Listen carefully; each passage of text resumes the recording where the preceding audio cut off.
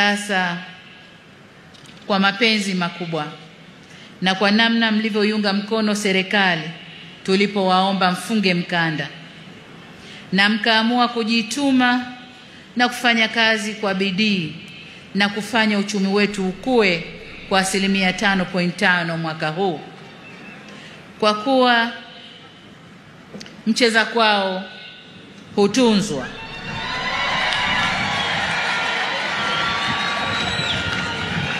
Wafanya kazi oye! Miamvuli oye! Naona miamvuli imepanda sasa. Wakati wote miamvuli ilikuwa chini. Sasa hivi miamvuli imepanda.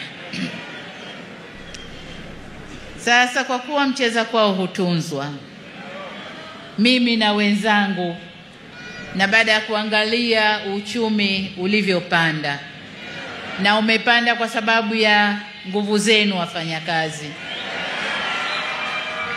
ninayo furaha ya kuwatangazia kwamba katika kuzidi kuleta usawi kwa wafanyakazi, mwaka huu serikali itaongeza kima cha chini cha mshahara kwa watumishi wa umma kwa 35.1%.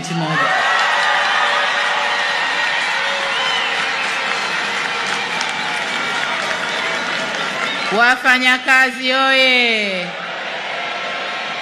Mshikamano, solidarity.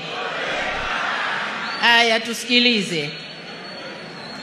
Nyongeza hii itakayoanza kutumika mwezi Julai mwaka huu itaongeza kima cha chini cha mshahara kutoka shilingi 370,000 hadi shilingi 500,000.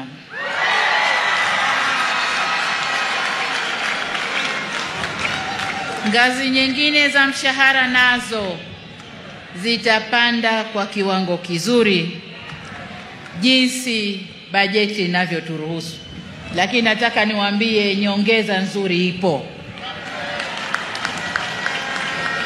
Kwa upande wa sekta